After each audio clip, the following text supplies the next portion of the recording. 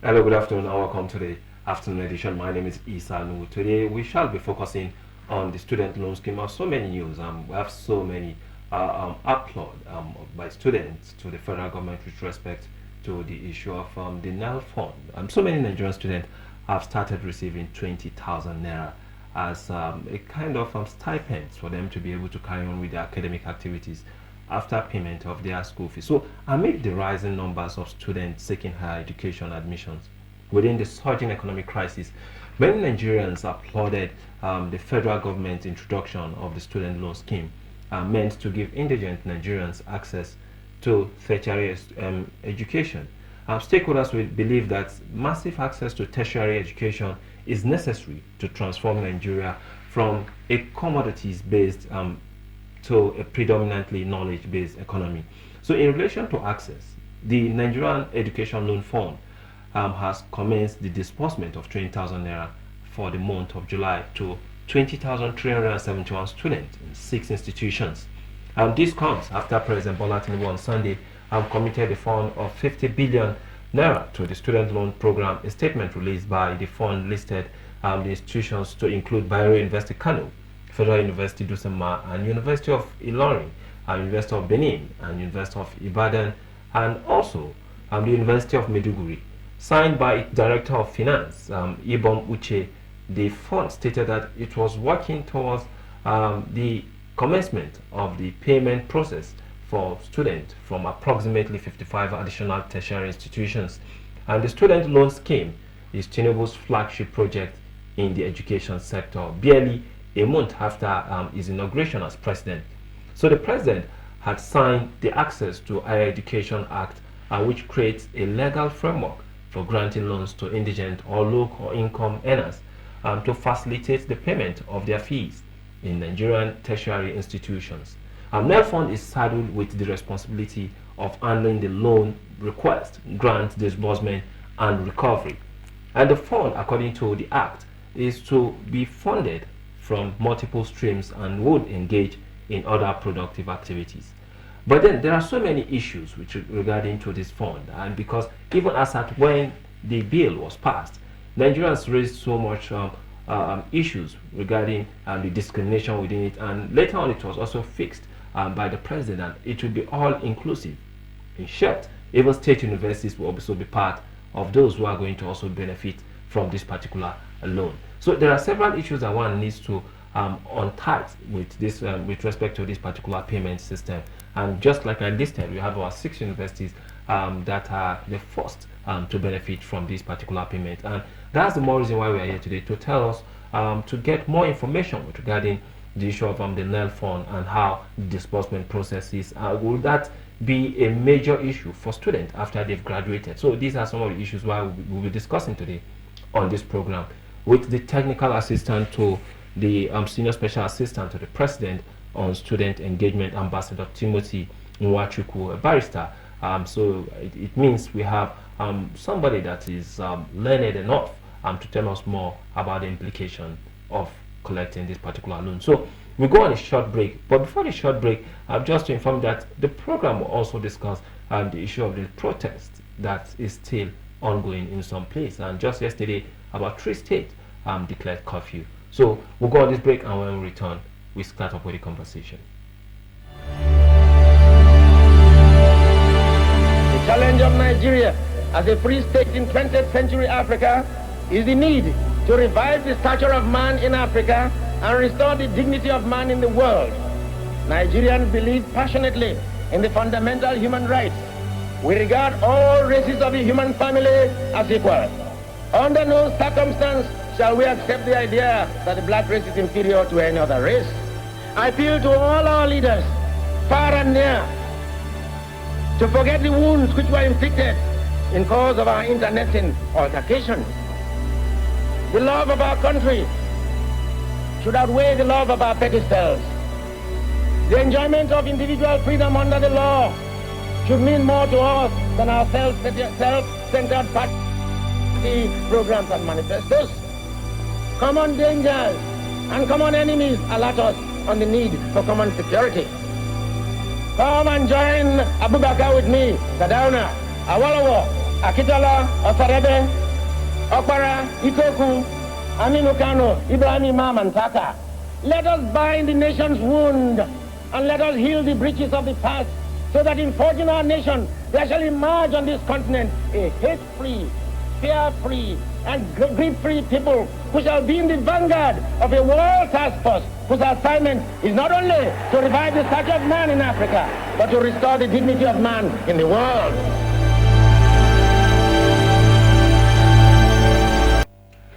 Welcome back from that short break. And just before the break, I did inform that we'll be having Barrister Timothy Nwachukwu, who is also the technical assistant to the senior special assistant to the president on student engagement. Barrister, good afternoon and welcome to the afternoon edition. Thank you very much. I prefer to be addressed as ambassador. Well, the barrister is in this particular case, we are looking at technicalities, which your position, which is the only position, and then we're also looking at the legality. So for me, I feel addressing you as a technical assistant, also a barrister, but then ambassador of student is not far from it. But still, on this particular occasion when just yesterday, so many students have been shouting on their voice. They're dancing go go go. Okay, if you mention it that way. But then how have you assessed the process of this NEL fund in total? That NEL fund as the loan fund. Yeah. So I want to start by showering encomiums on Mr. President Bola Ahmed Tinubu. You see, you need to, for every nation to develop, you need a leader, a foresighted leader that has not just the competence, capacity, and character, but not just a transformational leader, but a leader who has the people at heart. You know, his antecedent growing up, he didn't grow up with a silver spoon, and that is why as soon as he was inaugurated, he made it a priority by signing the first bill. Is now, you can't take it away from him, signing the student loan fund bill into law, making it a reality. Why? Because he believes in the future of Nigeria, which are the young people. He knows that Nigerians have natural resources, but beyond natural resources is the human resources, and that is the young people, the greatest potential, the greatest resources we have, the young people. Now I'm talking about the NEL fund. So we must appreciate and applaud President Tinubu and the members of the National Assembly for making this a reality. Now, the reason why Nigerian students are dancing go go go go is because prior to now, people used to see government policies and programs as audio promises that doesn't amount to reality. But people were taken aback that this is real. Aside payment of the school fees, they are getting monthly allowance, 20,000 naira. Monthly allowance. So to some persons is unbelievable, and I can tell you that even students of those 6 universities that have benefited already, those of them who did not apply for the loan, I can assure you that they will be regretting, because many people do not even believe that the government was sincere. But I am happy that right before in our time, we are seeing the practicability of government policies reflecting in the life of the Nigerian students. So presently, I must call on Nigerian students: if you are poor, indigent, brilliant, and you don't even have the means to further your education, take advantage of the NEL fund, the Nigerian Student Loan Fund. It is meant for people like you. There is no reason why any child who aspires to go into tertiary institution should sit at home because of no fund. No. Even in the United States of America, in UK, and in Europe, that is what is obtainable. Loan, access to loan. Education loan, it enables you to go to college, go to the university, and by the time you graduate, you start getting jobs, you begin to pay back the sincerity. And we're still going to talk about it. I will tell you, because our president is foresighted. He is not just giving loan to students, but he is, if you look at the economic packages and programs of the president, you see that he's putting measures in place to ensure that our young people, as soon as you graduate, that there is job. If you don't want to go for white collar job, you become a job creator. For instance, what do you make out of the 110 billion naira Nigerian Youth Fund meant to empower entrepreneurs? Even if you're a student and you are in any of the universities, polytechnic and colleges of education, you have businesses, you have enterprises that you're into, you can register, you can apply, and then you get the money. You get the money, you're empowered, even in the school, in campus. That you'll be talking about when I graduate, how am I going to pay back? You're already empowered. There are mechanisms that have been put in place. There are a lot of programs and programs, I believe, as we go on in this program, I'm going to unveil it to Nigerian public. So first and foremost, we must commend President Bola Ahmed Tinubu for this noble initiative. But in this particular case that I'm seeing just six school, what happens to the other institutions? Thank you very much. It's the truth of matters that for any institution to benefit from the loan, first, there must be onboarding. These institutions must be able to onboard, in other words, impute the data of their students in the portal. That is the first step. Secondly, you understand that all Nigerian tertiary institution does not run a uniformed academic calendar. There are some institutions that are already on break right now, where there are other institutions that are currently on session. So the loan fund is structured in such a way that as soon as you're beginning your next academic session, you get the loan. Of course, you know that there are some students who have paid their school fees loan. Many of them are praying, please don't release this money because I've paid already. How do you want me to, now go and pay back? So NELFund, the management of NELFund understand these nitty-gritties and have structured it in such a way that at the beginning of the academic calendar, at the beginning of the section, the loans begin to pour in so that the student will not have to worry their heads over their school fees. And I can tell you honestly and sincerely, the response has been massive. Nigerians, young people, Nigerian students are happy with the president. For the first time, the faith and hope of Nigerian students have been reinvigorated through the administration of President Bola Ahmed Tinubu. Now, we have a situation whereby even the state schools that they've started receiving this particular payment, some of the students are probably maybe in their final year, while some it could be as a result of maybe carryover and the rest. Are they also part of the beneficiaries of this particular fund? Every Nigerian student is eligible. However, it is only those who apply for the loan that will be termed beneficiaries. So no matter how beautiful the government... irrespective of the level you are in irrespective of the level you are in the institution, as long as you meet the criteria, you know one interesting thing about this loan? It is going to expose people who parade themselves, because if you go to some campuses, you will see people who dropped out and are still collecting money from their parents and words, telling them that they're in school, they're asked to pay. With this now, it will expose a lot of people who are not students. So if you're a student, you are eligible. All you need to do is to apply. However, if you do not apply, there is no way the government will force and impose the loan on you. There is no way the government will force you to take the 20,000 or to pay your school fees for you. So the onus lies on you to apply for the loan.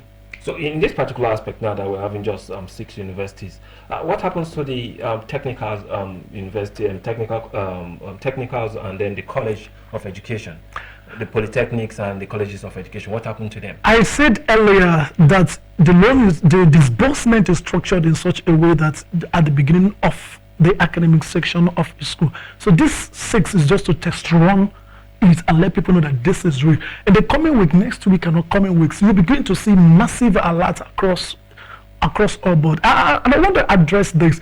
Some persons are beginning to say they're marginalizing a particular geopolitical. I'm from the South. Is that marginalizing Southeast? That marginalizing South? No, this loan is meant for the... Why would they put people in? No! This is not about marginalization. It is about the institution taking preemptive step. And I must say this publicly, sometimes people from a particular set of the country usually receive government policies and programs with nostalgia. They don't even believe. Sometimes they key in late. So this is not about marginalization. So I want to assure every Nigerian student, irrespective of your geopolitical zone, that the disbursement of this loan is not based on geopolitical zone, is not based on tribe, is not based on ethnicity. Rather, every institution that have applied and has met the criteria that will be beginning the session, we're going to receive. So this is what you see. Including colleges of education. Definitely, we're doing it stage by stage.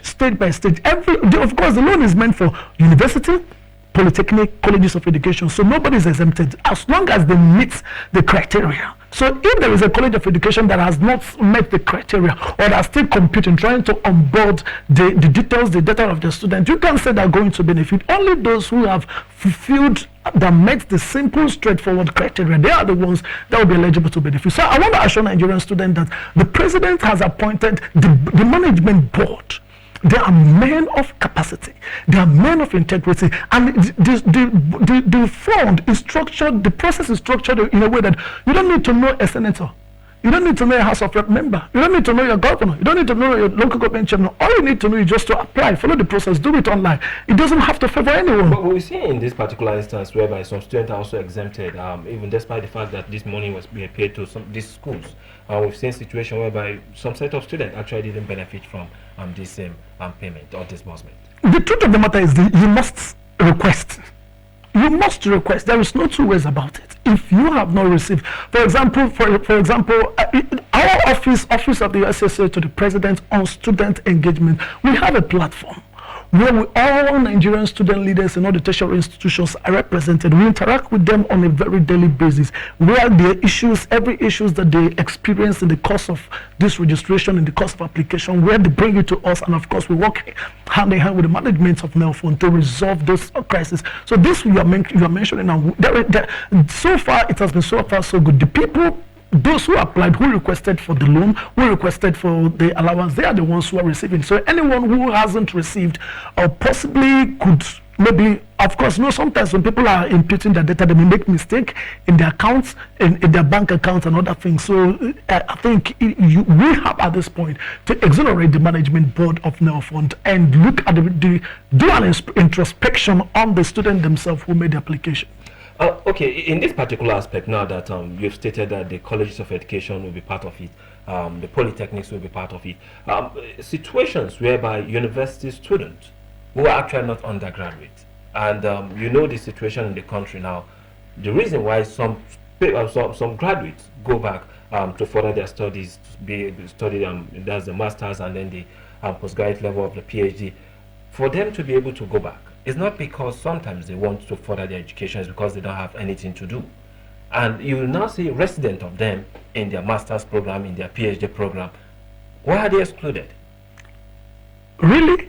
Really? You are the advocate, you are the spokesman. I hear you say that the reason why they go for masters and PhD is because they... Yes, because I am part of that community. And I've seen so many persons in that community. You can't be part of the community because you are here, you're working here. Hold on. No. But then I'm coming. Hold on. I wanted to change that narrative. That there is... No, it doesn't speak well of Nigerian. You know Nigerian youths are enterprising, they're hardworking, they're resilient. Hold on. No. I disagree with you. No. I'm coming. Hold on. This is something that is well known. You know the statistics of those who are unemployed today in the country. Hold on. You know the statistics of those who have skills but don't have fund to push their skills to the next level. And that's the more reason why you see that so many graduates from our tertiary institutions, from our colleges of education, from our polytechnics, don't have anything to engage themselves with. And as a result of that, they find their way in one way or the other, get the form for postgraduate studies and go back to the university because they don't have anything much to do. No. I want to vehemently disagree with you. On what? I'm a young person. I'm a Nigerian youth. You can't be speaking for me. Well, that assumption. That assumption is very wrong. Okay, now wait. Hold on. It is very wrong. It is very wrong, and I stand by what I say to say that the reason why 99% of young people go for their master's degree, go for their PhD, is because they are jobless. So how do you get the money to fund this education? If you think you're going, hold on. Now,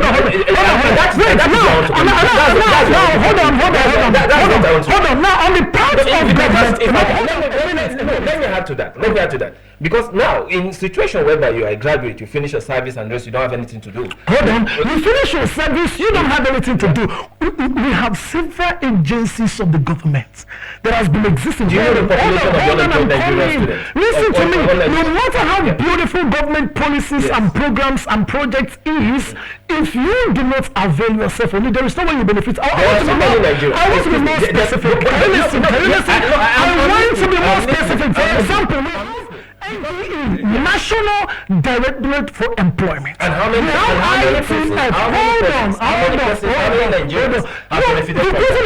Nigerians have approached them? So many. You can't speak for them. Do you have the data? You have the statistics? No, bring it. I'm ready. We are talking about bring the data and statistics. You have the data. You bring it. I may not have it currently here, but this is something that is well known. You already understand that we have a population of Nigerian youth, so many, that are unemployed, that they are not engaged. Even in terms of skills acquisition, we've seen so many that have skills but have nothing to do, nobody to support them. So in this particular aspect, how will those people who are now having or who are studying their PhD program, their master's program, they don't have anything active to do? We have them. We've seen situations. Okay, how will they benefit from the law? Okay, no problem. We don't need to argue. No, we don't even need to argue. No problem. The government is trying to give more opportunity, more preference to indigent people. Listen, hold on. There are people who finish secondary school 2-3 years. Yeah. They don't have the funds to go to university. They don't have the funds to go to polytechnic. There are people who finish secondary school, they are learning one trade or the other, not because they actually wanted to learn the trade, but because of the paucity of funds. So government is looking at such category of people. Remember, this Nigerian student loan form, not every student in our tertiary institution will apply for it. Because there are students who come from a wealthy home. Of course, there are those who are working.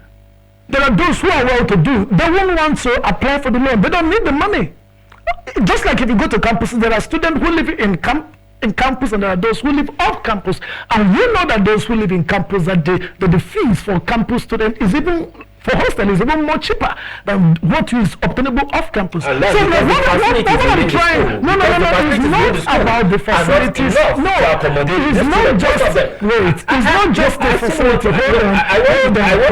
You are a representative. You are a technical assistant to the senior special assistant on student engagement. I understand what happens in the university. I have been part and parcel of the university system, and I know reason why so many students have to put their money together for them to get off-care accommodation. Can I ask you a question? Yes. When you were an undergraduate, do you live in campus or off campus? At some point, when there was no accommodation, I had to did you live in campus or off campus? Within my first 2 years outside. Okay, thank you very much. When I was in the university, from day one, I never applied or made move to live in the campus. I was well-to-do. I had the money. But I can afford it. And I can tell you that majority of the people who live off campus, I'm not trying to deny the fact that we may not have enough hostel to accommodate our people. But I must tell you the truth. You must accept it. There are young people in the campuses who will not apply for the student loan form because they are well-to-do, because they come from a rich home, because they have one thing or the other doing. They will not want to apply. So not everybody is going to apply. Now, to answer your question, the government is looking at the majority of Nigerians in Zamfara State, the majority of Nigerians in Abakaliki Ebonyi State, the majority of Nigerians in faraway Andomi in River State, the majority of Nigerians in Orok in Akwa Ibom State, so many of these people in the rural areas who will not have access to education because of lack of funding, because of lack of paucity of fund. Government have these people in mind. That is why the Nigerian loan fund is structured for people like this. If you have been opportune to go to the university, acquire a first degree, you want to go for a master's and PhD, no problem. But please, let's just give the government opportunity to take care of hundreds and thousands and millions of Nigerian students who are desirous to acquire their first degree, but they have not acquired. So for now, we have federal scholarship board, we have TED fund. There are so many government parastatals and agencies that are structured to take care of postgraduate studies, and they're there. And I can tell you, hold on. Lecturers who are resident in that university or in that polytechnic, that's what federal scholarship board. If you are not within federal scholarship board, federal scholarship board, federal scholarship board. You must change your position against the government of the day. No, listen to me. Because I passed through the institution. I'm in my third stage now of studies. So I know what I'm telling you when it comes to the issue of student scholarship. So with this particular one now, why are those that are also going for their masters, for their PhD, why are they not okay. Those who are not within the academic system that intend to further their education? Okay, thank you very much. This question, let me talk like the man in Nigeria's Security and Civil Defense who trended some time ago, who said, this question you're asking, it is my Oga. It is my Oga at the top. Now listen, maybe you're going to invite the Executive Secretary of the Now Fund to be able to answer this question. But for now, I am here speaking on behalf of the Office of the SSA to the President of Student Engagement, trying to tell you that Nigerian students are happy with the loan they are receiving, they are happy with the funding, with the allowance they are receiving. So this one, you are trying to advocate for people like you who have already tested the water, who have acquired first degree, and already going for PhD, and you want the government to look away from people who do not have opportunities.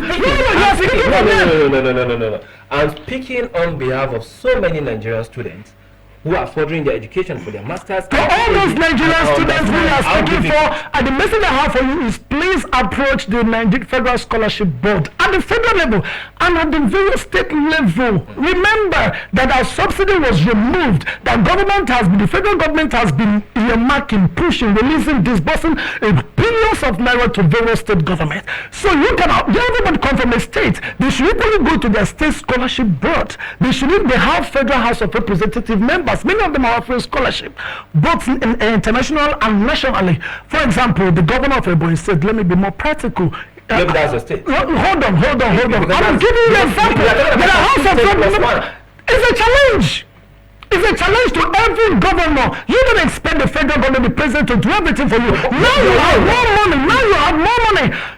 Occasioned by the removal of the fuel subsidy, use that money to prioritize. What is your priority at the state? What is your priority? The priority of state differs. So my message to young Nigerians who are pursuing their master's and doctorate degree program is this: you don't need to wait or cry to the federal government. You can approach the Federal Scholarship Board. Furthermore, you can approach your state scholarship board. Furthermore, you can meet your member representing you in the National Assembly, the House of Rep members, the senators, your governors. These are people who have been sent to even the local government chairman the responsibility to represent you, and they have money right now. Federal government money is disbursing billions of naira to their coffers.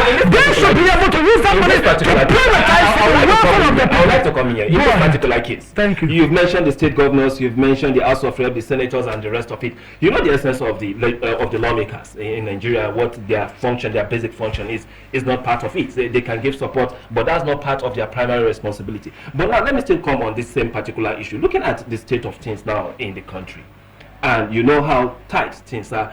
This is just one aspect of the country that the president has looked into, the issue of the NEL fund. What about those who have technical skills? Are there any special considerations for them?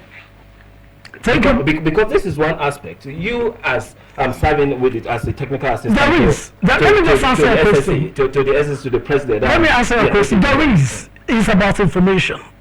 And if you listened intently and attentively to the speech made by Mr. President addressing the protesters, you will see, I think, in paragraph 14, where he rolled out specifically what the government is doing for young people. Industrial training from ITF, have a program for artisans, training and empowerment, funding of artisans.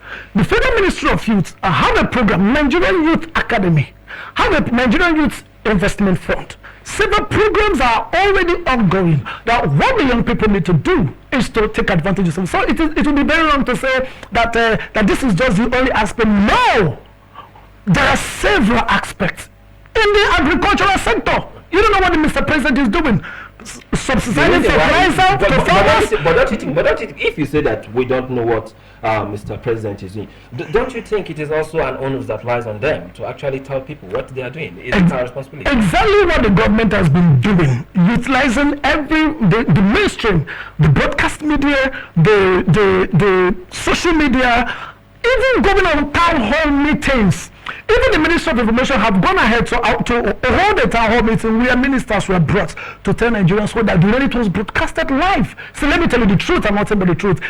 if you have made up your mind not to hear or know anything about the government of the day, no matter what the government is doing, as long as you are concerned, it does not exist and it will not exist. So what I will tell Nigerians who are listening and watching this program right now is you have a great power in your hand. That is your mobile phone. That mobile phone is a source of information. You can go online. The television is there. If you can't afford a television, the radio is there. If you can't afford a radio, use your phone. If you can't use your phone, ask your neighbor. If you can't ask your neighbor, approach your counselor, approach your local government chairman. I mean, information is at our disposal. It's not like before. The government is doing enough, and the information are being churned out to the public. It is now left for you and you too. You're a stakeholder. You're in the media sector. You have a responsibility to let people know that this is what is going on. For example, now the Nigerian Law Fund, without the information we're passing about via all channels, many people will not know. So you're a stakeholder, you're a Nigerian. If Nigerian is great today, of course, you're going to benefit. The station is going to benefit. So you don't say it's just the government. What is government anyway? What is government? You are the government, the people. The power lies in the people. So you have a responsibility as well to appreciate and tell your neighbor, this is what the government is doing already. But in this particular case, you raised a critical issue where you stated that it's because some of the universities or probably the institutions have not onboarded their students. Don't you think that is also one aspect that you guys should be pushing for? Because you are serving as the technical assistant to the SSA, to the president on student engagement. Don't you think it is your responsibility to push that these universities onboard the student on time so that they can also benefit from it? I would have preferred if you rephrase your question this way and ask, have you been engaging the Tertiary Institute? Hold on. I would have loved you to say, have you been engaging? If you have asked this question, I will tell you the answer is yes. Okay. We have traveled to the 6 geopoliticals and we continue to do that, to engage with vice chancellors. Of course, we have a very close relationship with the committee of vice chancellors, committee of provosts, and the rest of them. We engage with them. We utilize that platform to let them know. We discuss directly. We interface with the student union president. We interface with the dean of student affairs. We are doing our best. But remember, there is a clear division of labor. This is a federalism. So we cannot, the least we could do is to appeal to the institutions to ensure that they onboard their students. We don't work in those institutions to know the mechanism, to know how long it will take them. It is now on their court. And of course, I can tell you that the various student union government are not resting. They're not resting on their oars. They are putting pressures. They are working hand in hand with their various authorities to ensure that. Ambassador Timothy Osi Nwachukwu, barrister, I would definitely call you that because that is one aspect you cover. But then still, on this same issue, we have so many issues to discuss on this NALFON issue, but then we'll be going on a very short break, and when we return, we are definitely going to discuss the issue of the protest that is still ongoing in some parts of the country. So let's go for this break, and when we return, we continue with the conversation.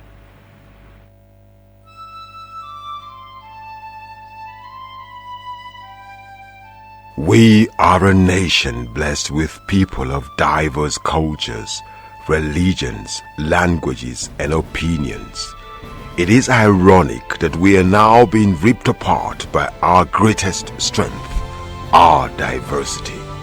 We have allowed intolerance, insensitivity, bigotry, and nepotism to blind our vision of the greatness we can achieve working together as one.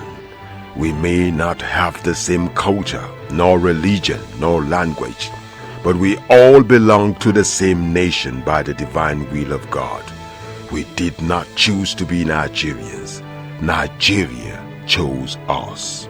This nation is our divine heritage, and if we open our eyes, we would realize that what divides us pales in comparison to what unites us. And by the comparison and conciliation of our differences, we will grow until our differences disappear. Our unity cannot be willed by mere declarations, nor do we get unity by ignoring the questions that beg for answers. We must celebrate our diversity and debate our differences without fracturing our unity. Our strength is not in our numbers, but in our unity, because even the weak become strong when united. Nigeria unite. This message is brought to you by Abuja Broadcasting Corporation, owners and operators of ASO Radio 93.5 FM Abuja, ASO Television DSTV Channel 392, Star Times Terrestrial Channel 127, Free TV Channel 507, People's TV Channel 285, and UHF Channel 38. Welcome back from that break, and then just before the break I did inform you that we have Ambassador Timothy C. Nwachukwu, the technical assistant to the senior special assistant on student engagement, and we've been discussing issues on the NEL fund, the challenges involved, and also looking at the way forward for other beneficiaries, most especially those undergoing their postgraduate studies for masters and then that of PhD. So much to discuss on this particular issue, but then that's where we'll draw a curtain on that particular conversation. But then still, let us move forward to a more interesting issue now. The issue of the protest has always been there. For some days now, we've seen so many youths coming out to protest. Some call it the hunger protest, some call it a protest to revamp the nation. But then, so many issues. And then, some who are pro-government did say that the government has actually been doing enough to move the country forward. And in this particular issue, how can we address, because majority of those we've seen in this protest are within that particular confinement called the youth. And our technical assistant here on communication to the SSA on student engagement will definitely fit into also respond to some of these issues. Before the protest, we saw the president calling all stakeholders on board to see that yes, there's nothing like protest in order for him to have a very smooth government, and then the policy drive should be successful. And one of the stakeholders amongst them is the student body. How important were you guys that the president had to make sure that yes, the minister gets to have meeting with the National Association of Nigerian Students, the Youth Council, and the rest of it like that? Thank you very much. Of course, without me, so what you know that the president who is on the saddle of President Bola Ahmed Tinubu is a youthful president. He is a youth at heart, and everything he does, he prioritizes young people, and that is why he even appointed young people as Minister of Youth and appointed so many special advisors below 40 years and so many authorities, in government. So Mr. President understands the position of the youth, or he understands that the youth are the strength of the nation. Of course, who are the people calling for the protest? Who are the people who will be on the street protesting? Is it not the young people? So it's not the aged, it's not our father. That is why he made it a priority to engage the Nigerian Student Youth Council and so many other bodies. And I can tell you wholeheartedly, I'm very happy that the National Association of Nigerian Students are not part of this protest. And the student bodies, students in tertiary institutions, they are not part of the protest because they don't have any reason to be part of the protest, because Mr. President is already working around the clock, ensuring that things are working smoothly in the education sector. And of course, the majority of the young people we see outside there, we know that these are people, I must tell you, that are being sponsored by the opposition. Yes, because why do I say that? You cannot just tell me that you are doing hunger protests and you go into private houses of people and begin to loot and vandalize properties. You can't tell me you are doing peaceful protests or hunger protests and you climb on public buildings and begin to vandalize. Look at what happened in Kaduna State yesterday.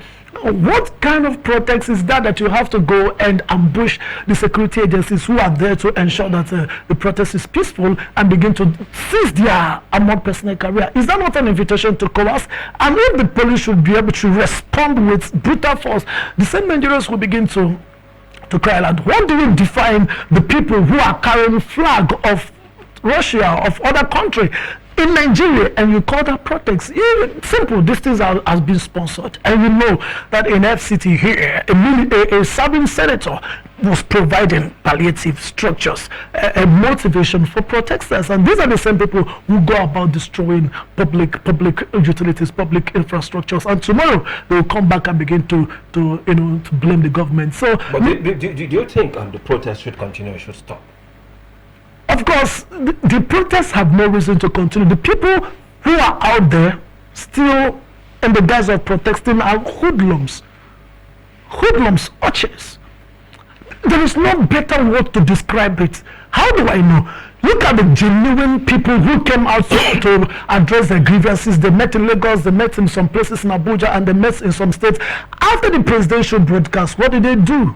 They said, okay, we're going to go back to our people and we're going to sit down and then revert back. And what did they do? They called off the protest. The genuine people who understand what protest is all about, they called off the protest. But you see those ones who are looting. Possibly this night, they even sent a lawmaker's house on fire. Is that part of the protest? So possibly the people you see out there looting pharmacy, houses of innocent people, citizens, destroying public and private buildings, those ones are hoodlums and criminals. You can't call them protesters. They are not genuine protesters. But in this particular case now, and as we've seen on the screen, in this particular case, are you saying that there is no need in general for Nigerians to actually come out and say the government has not done much? You said what is there no need for Nigerians to come out and say the government haven't done much? No, Nigerians are all about twists. We keep asking for more. Nigerians are the ones who agitated for the removal of fuel subsidy. How can the government be Nigerians agitated for the removal of yes. At what point? Nigerians agitated for the removal. You listen to all the press releases, go online and see various interest groups have been saying that subsidy is being paid to few individuals. And listen to this very clearly. Prior to in the build-up of the presidential election, the three major candidates from the Mr. President, hold on. To get clarity. Listen. I want to clarify that. Hold on.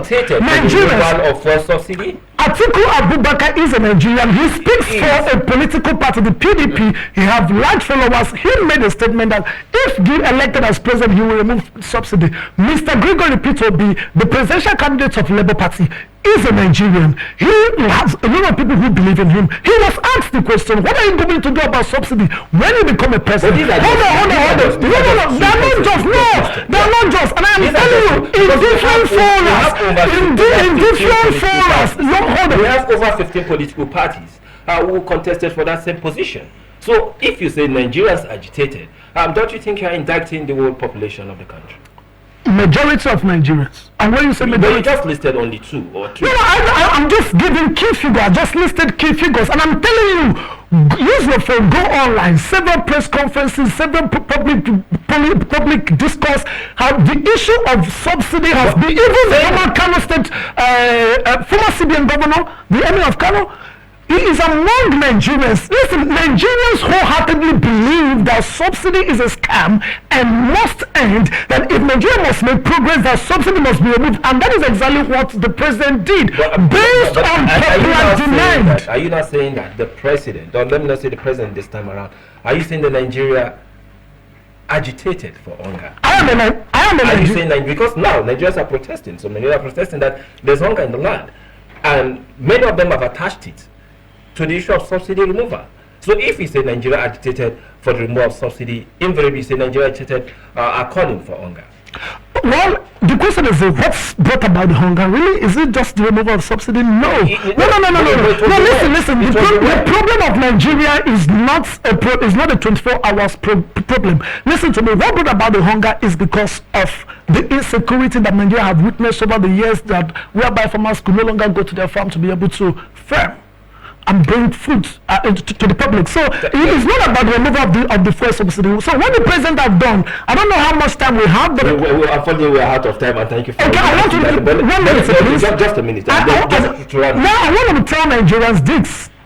We should stop talking about President Tinubu why do you remove subsidy and begin to ask our governors and National Assembly members and local government chairmen, what are they doing with the money that was removed from subsidy, which the federal government has been disbursing to various state and local government. So I call on Nigerians, hold their leaders and representatives accountable. It is time to stop playing the ostrich. It is time to stop playing the blame game and begin to ask the right question. Approach your local government chairman, what are you doing with allocation? Approach your governor, ask your governor, what are you doing with allocation? Ask your National Assembly members, what are they doing? Mr. President Bola Tinubu has removed subsidy. The money has been given to, continue to be given to state and local government. Thank you so much, Ambassador Timothy Nwachukwu, Barrister Okoli, and technical assistant to communication to the senior special assistant of on student engagement. It's nice having you, and always happy to be within this particular fold of leadership of students, and definitely so much to discuss in the future. But then this is how far we can go today on the afternoon edition. My name is Isa Anu. We've been discussing on the issue of the protest and also on the issue of the NELFON, and Barrister Nwachukwu has given us a side of the story with respect to the student engagement role he is playing. My name is Isa Anu. Have a wonderful day and stay blessed.